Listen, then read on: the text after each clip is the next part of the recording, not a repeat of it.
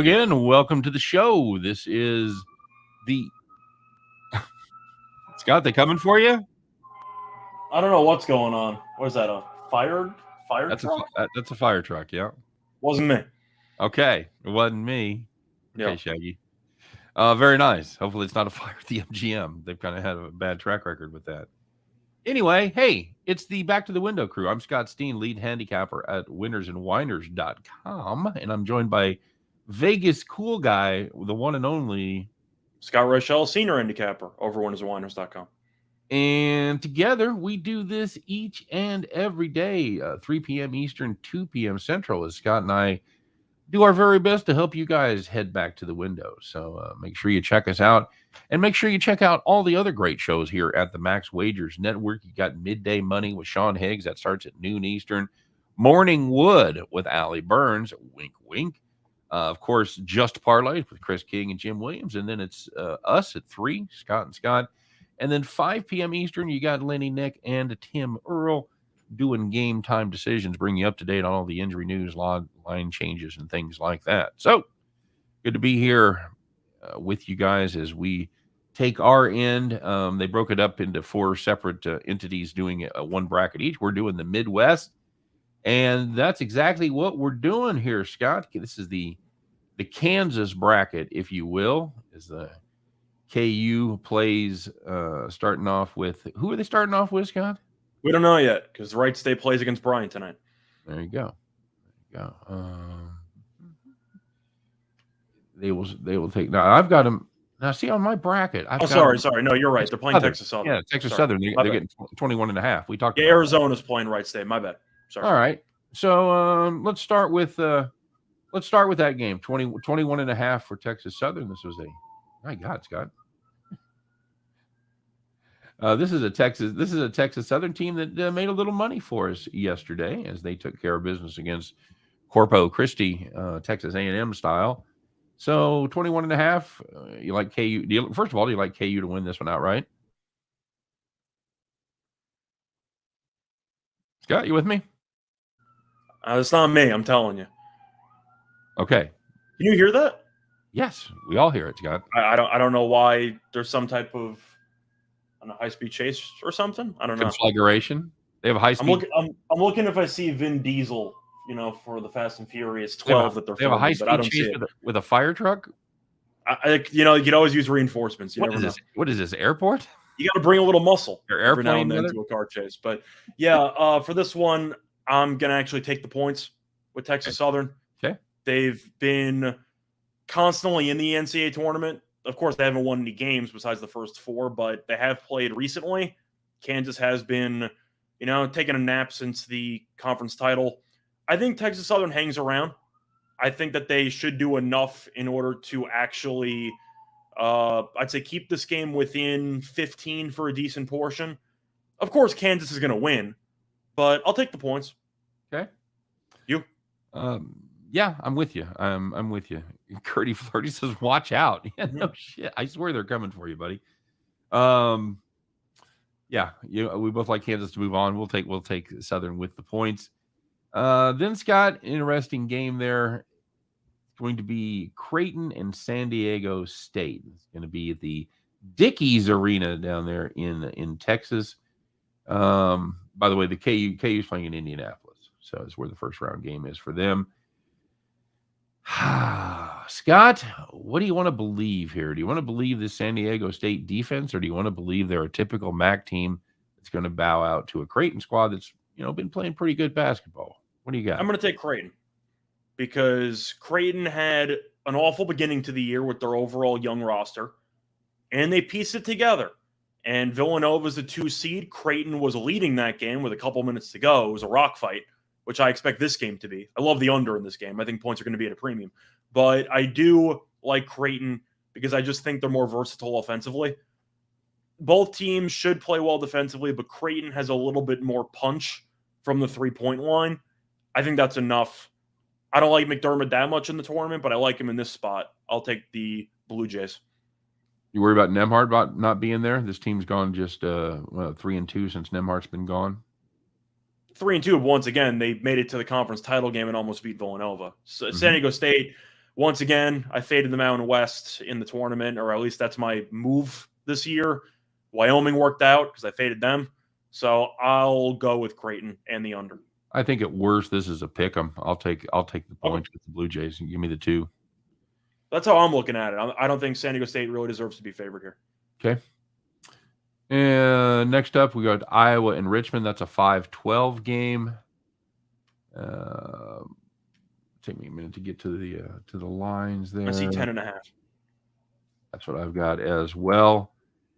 I think you and I are both pretty big fans of this Iowa Hawkeyes team right now.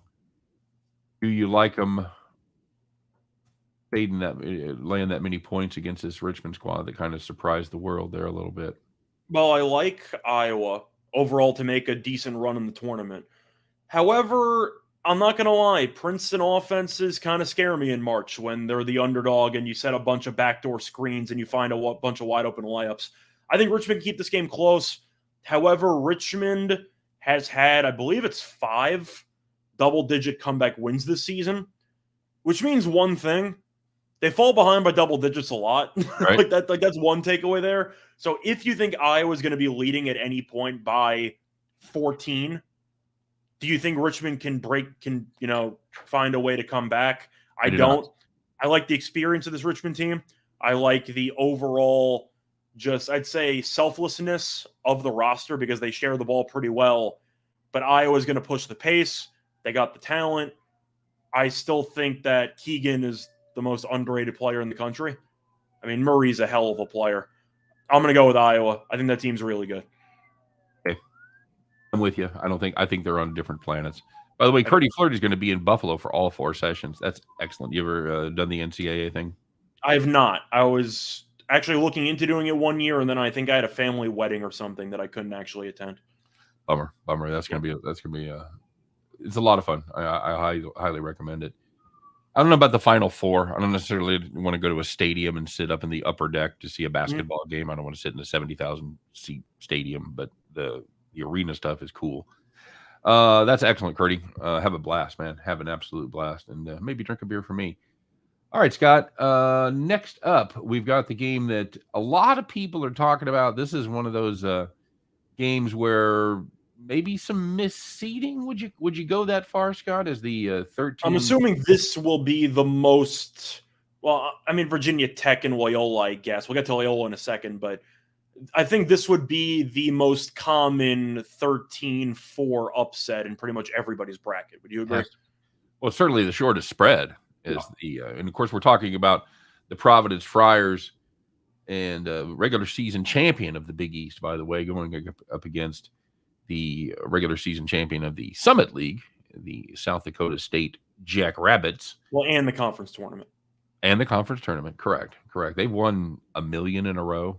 Yeah, I think they were 16-1 or 17-1 in conference. They've won $1.2 million in a row. Yeah, they're very good. They're a fun team to watch.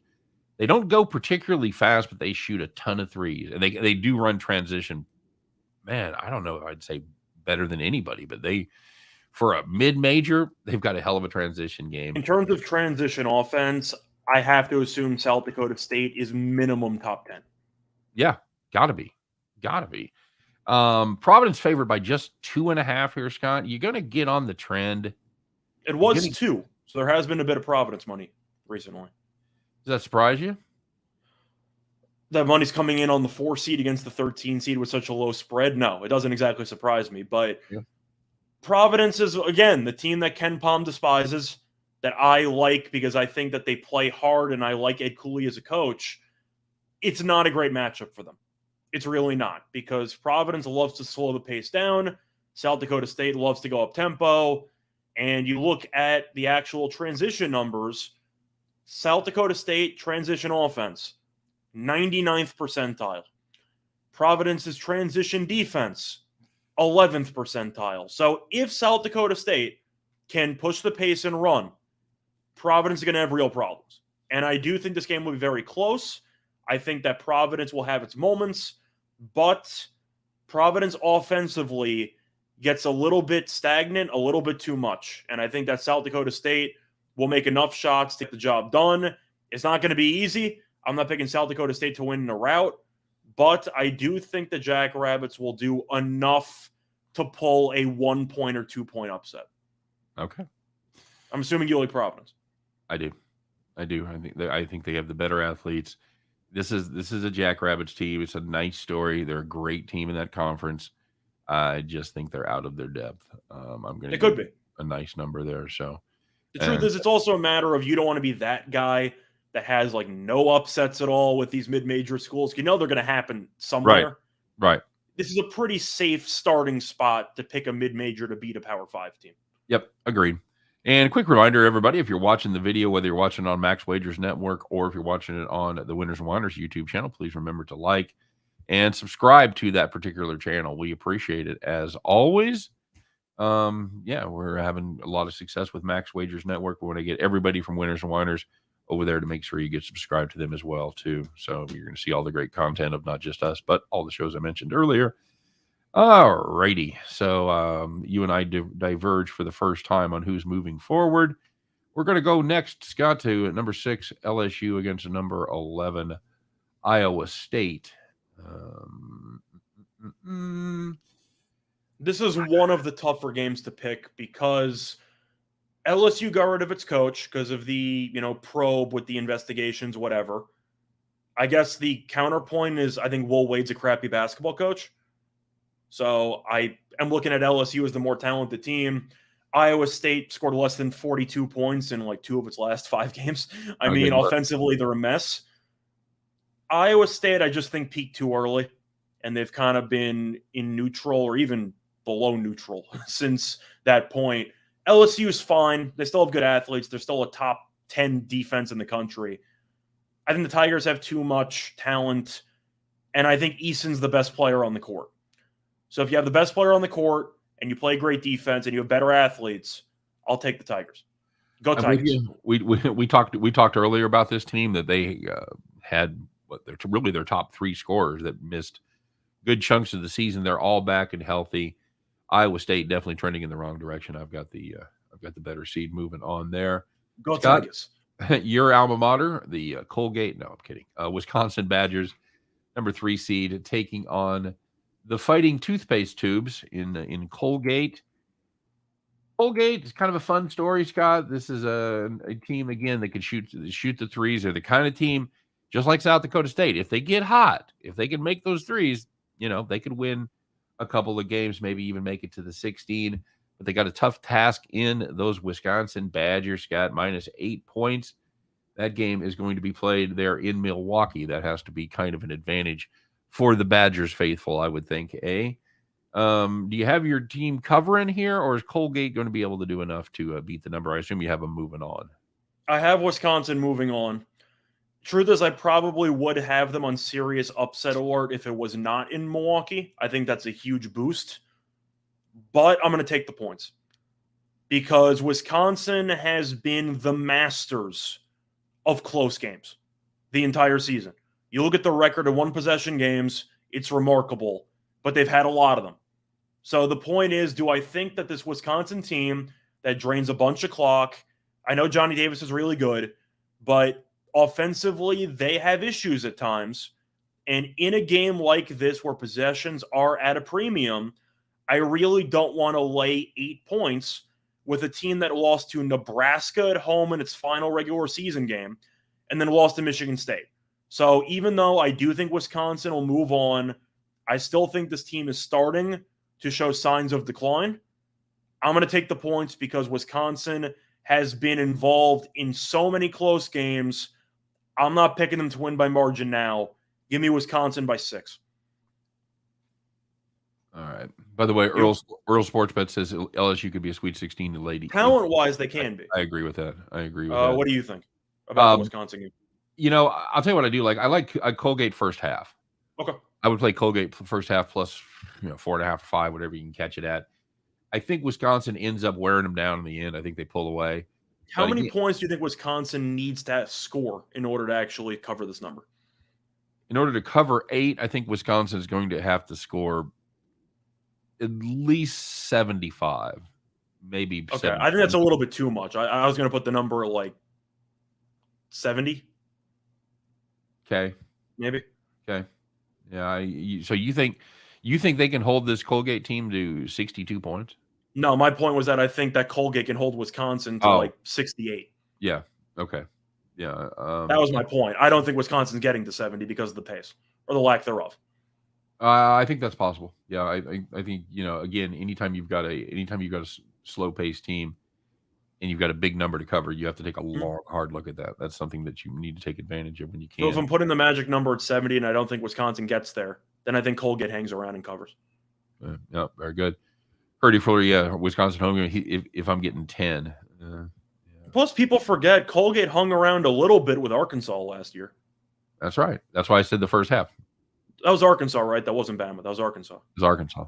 Yeah, I'm saying that they lost in the end, but they hung around. I think they can I, do the same here. I think I had them there, and they Yeah. let me down. Well, they got killed in the second half. They got absolutely demolished. But Right.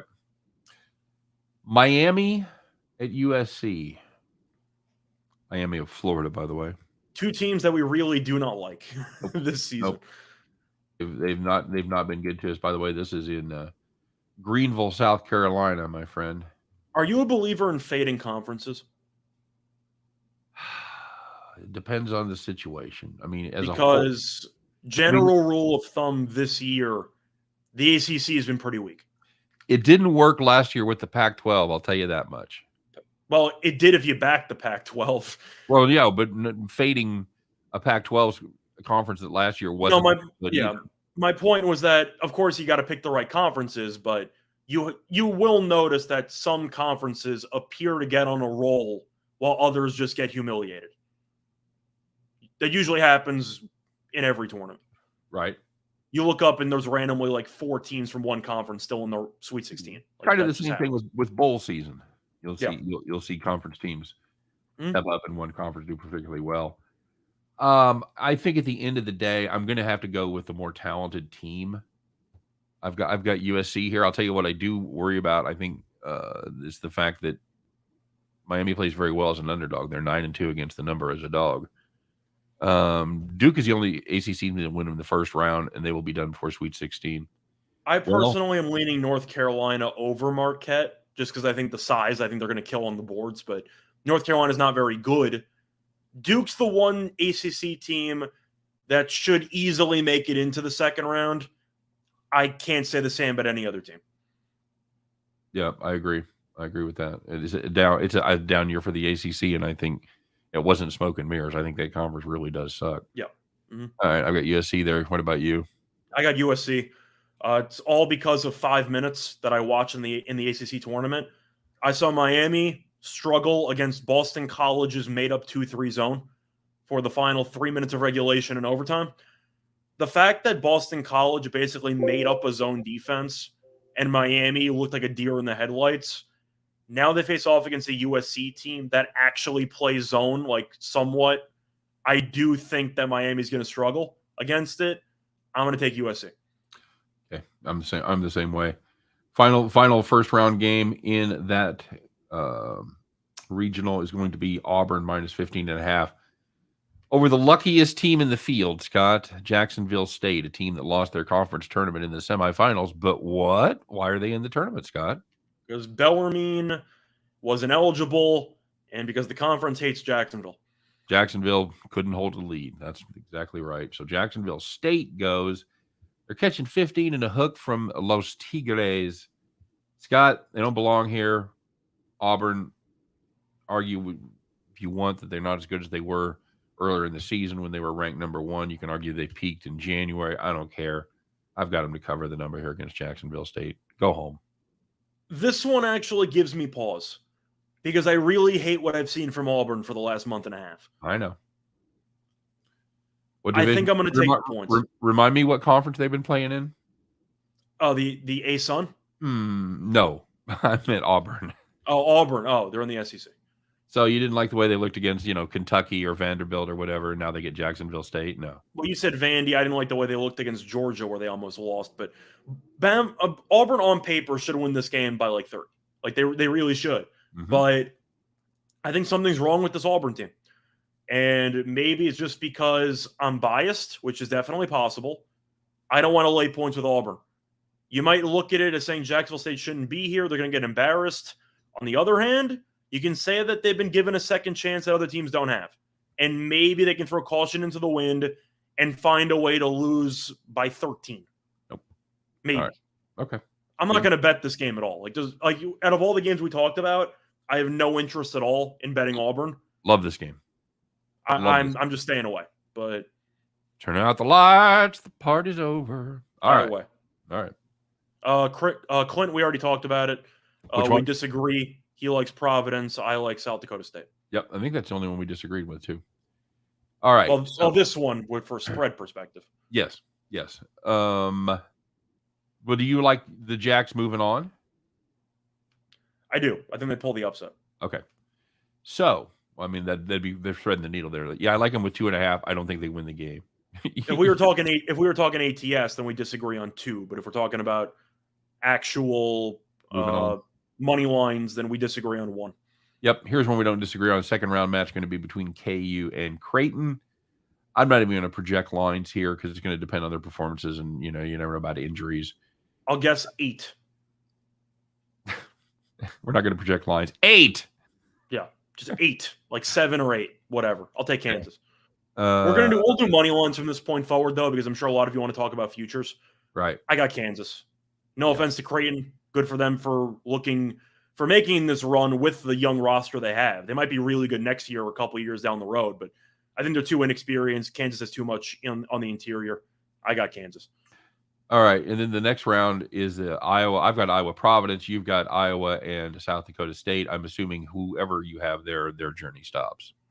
I do. I got Iowa, which is why I also feel like for a bracket you can gamble on South Dakota State because I got Iowa winning anyway. Right. South Dakota State, Iowa, whatever the total is, I'll take the over. Over. But I do think South Dakota State would hang around for a half, and then Iowa would just take over. So I got Iowa either way. Yeah, that's I agree. That'd be fun. That's gonna be a fun game. And believe me, dude, I'm rooting for the Jacks. I just got a bad feeling against the Big East team and the Horizon team. I don't think anyone on South Dakota State can guard Murray.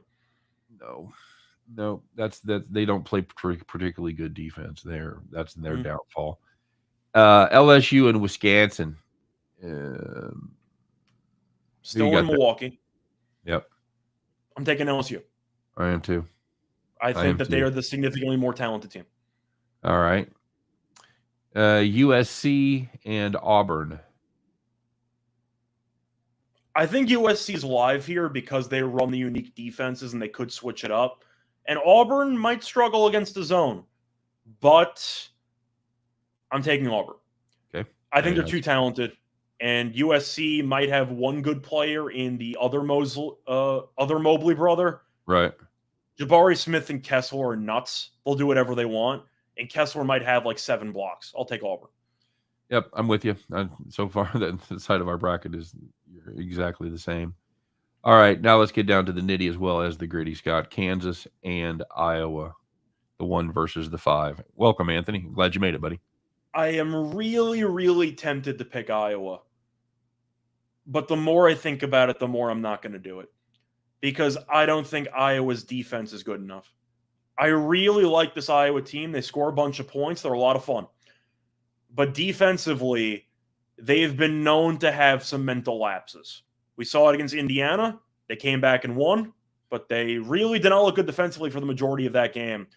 Kansas just has so many guys, and I don't know who's going to handle McCormick in the middle. I mean, of course, you got Agbaji, who's pretty good.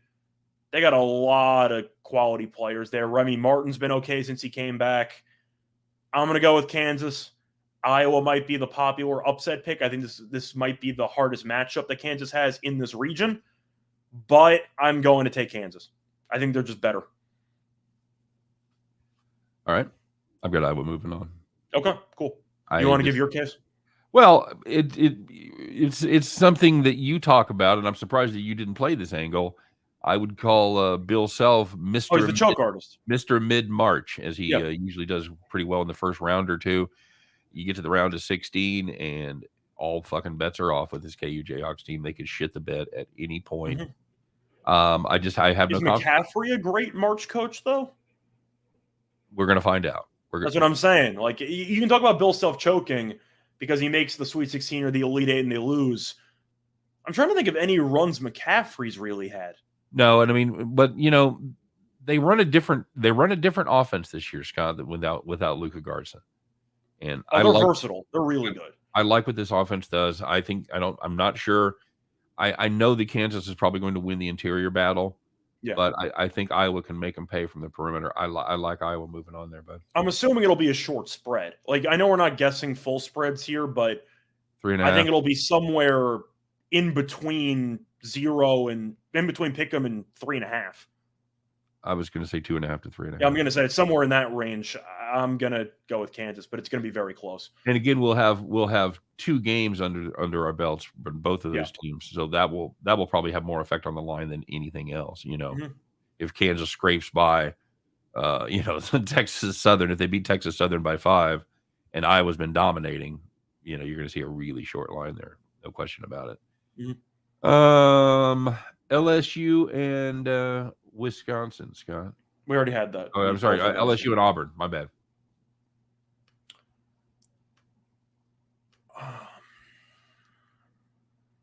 I think LSU is going to be a lot more alive in this game than people think.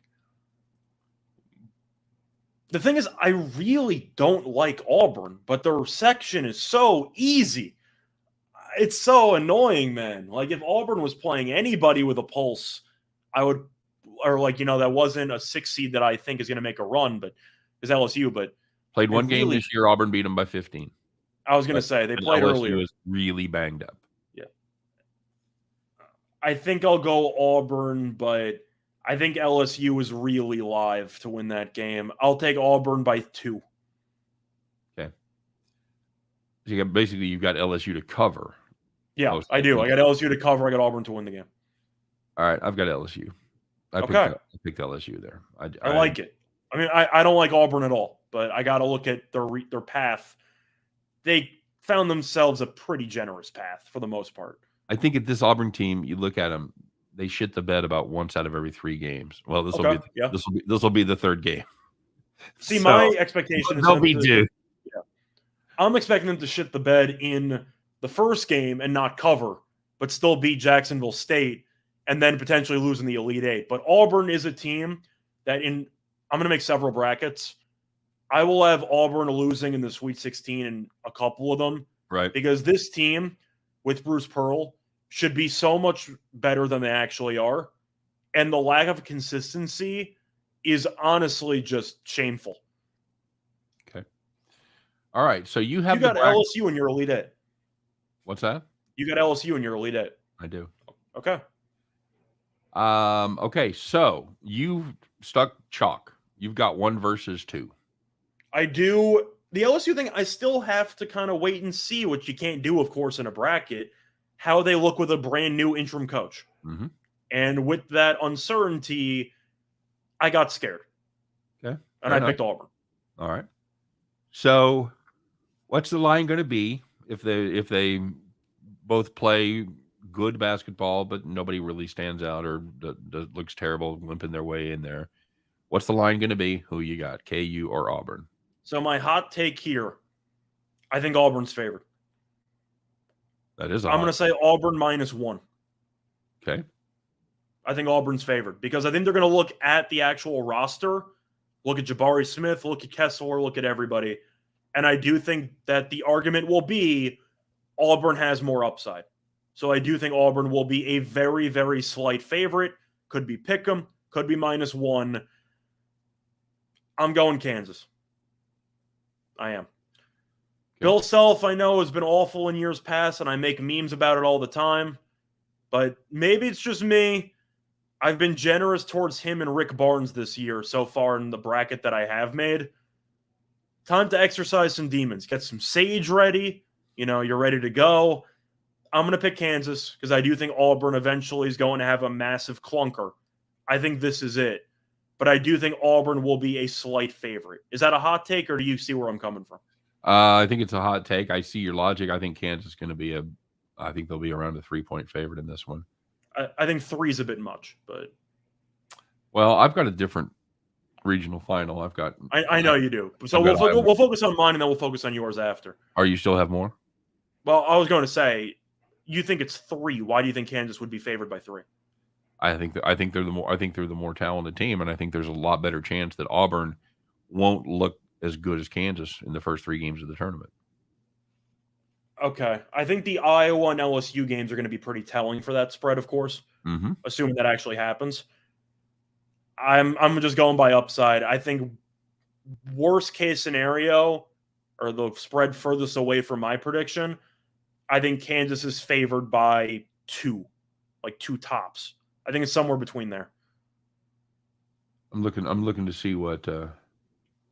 So Ken Palm's got Kansas basically a point better than That's what Auburn, I'm saying. So I said 1, but I think Auburn will be favored by that time. But and I I guess think my question for you now. I think if KU gets to that spot, they'll have looked better than Auburn in the tournament. That's my Okay. projection. And now it's time to talk about your prediction here. Mm-hmm. You have LSU, the 6th seed, Correct. against Auburn. No, I have LSU. No, sorry, against Iowa. Against Iowa. Sorry, which is a hell of a matchup. I'll have fun watching that. The 5-6. Yep, correct. What are you picking for a spread? I'm assuming Iowa would be favored. My guess would be Iowa -3.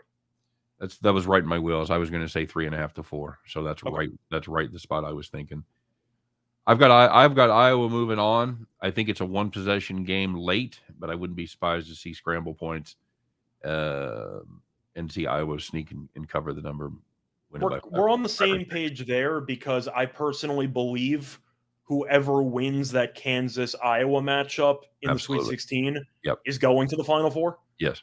So that's where we, cross. But I do think that's the matchup that you should keep an eye on. Auburn on paper, people will keep backing. At some point, you throw the paper out when you constantly underachieve. Agreed. So, all right. So there you have it, everybody. You've got KU moving to the Final Four. I do, but I promise you, I will have some brackets with KU as well. Before we fully wrap up, though, I do want to quickly look at some of the future odds for teams to make the Final Four. Okay. Yeah, we kind of started to do that the other day, and we really didn't finish up. So yeah, But we were doing it just generally. Now we can actually do a region. We can do it by region as well, right? All right. So, well, I meant only in the Midwest. We can do the Final Four for the Midwest. Okay. All right. About where the value is. Yeah. All right. Well, it breaks down obviously just like the seeds: Kansas +200, Auburn +250. Then it gets a little hinky as your number 5 seeded Iowa Hawkeyes are the third betting choice at +350. Everybody else double digits, Scott. So pick me one of the favorites. You've got KU +200. You play that? You're going to get involved at just 2-1. I actually wouldn't, because I think you'd be better off just trying to either set up an open parlay or a rollover parlay. I don't know why I would take +200. Right. Agreed. Totally agreed. At that point, I feel like the futures are only good if you take a long shot, because you're kind of hoping that the entire region collapses around them. Right. So they might catch a couple of low spreads along the way. But for Kansas, of course, they'll be favored in pretty much every game. But you're looking at a spot where if you roll over your winnings for each round, at some point you'll make a lot more than +200. The problem is laying the huge number in the first game. Correct. That's your, but it's basically free money. You're going to have to lay, I don't know, whatever, 15. No, but think about whatever bet you want to do. You throw in $100. Right. Of course, you're going to bet it first round. You'll turn 100 into like $105, whatever the hell. No. Wait a minute. Not if you take KU in the first round and you bet $100, you're going to win about $12. You said 12. I said 5. Whatever. Okay. All right. Then the next round you bet 112. No. Okay. Then you just keep it going. All right. So I think eventually at that point you will get past +200 odds. Yes. Okay. Yeah, I would agree with that. So that's the rollover parlay. If you're not aware of what that is, you take your winnings from each round and you just add it to the original bet that you made, and you just keep doing it. Yeah, absolutely. And if you want some long shots or some odds here, I'm not taking Kansas. I would go with Iowa because I do really like that team. They're my second choice. 350, right? I think if you want to go for a long shot, I don't mind your LSU call, because I do think that LSU has the potential. And Wade, I didn't like as a coach. So even with the uncertainty. Did you think Wade was a good coach? Because I didn't. No, I thought that team consistently underperformed. I think if you want a serious long shot, I will go with USC at 25-1. Because with their unique ability to switch defenses and with their ability to really outscore teams at times as well, they can win in a variety of ways. I don't mind 25-1 there if you think their zone defense gives teams some problems. The issue is the free throw shooting. That's the serious issue with the team. But if you want to go for a long shot, USC at 25-1, I don't hate. All right. I wouldn't hate getting involved with Providence or Creighton at big prices there, 28 for Providence and 33 for Creighton. Probably better numbers available than that. Scott, at some point you got to just stop fighting at Providence. According to Ken Palm, was the luckiest team in the nation. Who says that lucky streak is over? You start your run on St. Patrick's Day. It could be kismet. Oh, you can argue the luckiest team of all time is the Valvano NC State team, and they won the title. You can still win being very lucky. Yeah, if you look at their run to the conference championship where they had to win the tournament to get in, if you look at that run and then you look at their tournament run in the big dance, yeah. But I'm just talking about according to the metrics. To win the region, I don't think they have the athletes to beat Auburn or to beat Kansas or Iowa. They're a reason they're 28-1. Yeah. That's what I'm saying. And wait, who? Providence? I see 39-1. Okay, that's what I said. Shop your lines, and I've got Creighton at 33. What do you got? Creighton, I see 32. So the main disparity I see is Providence at 39. All right, good enough. I don't hate. JC's asking why we like LSU so much. He likes them a lot more than I do. The main reason is because of just overall roster talent. Because you look at Eason, who should be a lottery pick. He's really good. You look at the rest of the team, they have a lot of talent, and LSU also excels in one particular area. They are number 4 in adjusted defensive efficiency, according to Ken Palm. So if you want a long shot, try to find a team that does something incredibly well, and LSU can defend with the best of them. So I do think that people will talk about the head coach, they'll talk about the distractions, but big if, they can piece it together for a week or two, the upside is definitely there. So that's my main argument for LSU. You like them more than I do, but still. I do. I think they're undervalued because of the fact that they've played some games without certain players. I think that creates value in the market. I think there's still a perception about this team that they're probably a little bit better than the betting public thinks. And defense translates well into tournament structures, generally speaking. So if you play good defense, you've always got a puncher's chance. So that's why I like LSU. And I feel like that's just also a brief bracket tip, which is use Ken Palm if you're stuck on a matchup or two. But usually the Final Four teams, of course, you have a Cinderella every now and then who goes on a miracle run. But most of the time, you have a somewhat Cinderella who's like a mid-seed who is really good at either offense or defense, and they kind of just click at the right time. LSU seems like a team that has the pieces. They haven't fully clicked yet. And maybe, big maybe, the interim coach can find a way to connect the dots. What's the Ken Palm stat? Top 10 in offense and defense? Won the championship. Is that right? I forgot the exact number, but it's frequently. Of course, it doesn't apply for LSU because they are 89th in offensive efficiency. Oh, it's just we were just talking about tips. Yeah, just tips. It doesn't really apply that much this year, though, because you really don't have many teams that are top 10 in offense and defense. You have Gonzaga. One. You have one. That's it. You have Gonzaga. So if you want to follow the Ken Palm theory, pick Gonzaga. But I'm still looking at LSU as that one team that, even though the seeding suggests that they're not very good, Ken Palm really likes them, and you can do a lot worse at 14-1 with this LSU team based on the upside. Okay, very good. Detroit Lenny says 100% agree on the LSU take. Very good. Cool. And don't forget to check out Detroit Lenny here in he's coming up about 15 And for the record, by the way, USC is 46th in offense and 49th in defense, which isn't great for the trend stuff, but they're still top 50 in both. Yep. 25-1, you could do worse. Raymond O'Keefe says I threw my life savings on the Irish. Heavens to Murgatroyd. Good luck. I think there are better games to throw your life savings on, but I'm rooting for you, O'Keefe. Are you guys just still generally backing first half unders? Yes. Yeah. Especially when it involves mid-majors or low mid-major teams that are moving up to big arenas for the first time. A lot of the times, the first time these players have ever played in a big arena. So yes, absolutely. The first thing that I have really learned is that I don't even know if it matters, because I also work for other companies and they've been tracking first half unders for a couple of years at this point.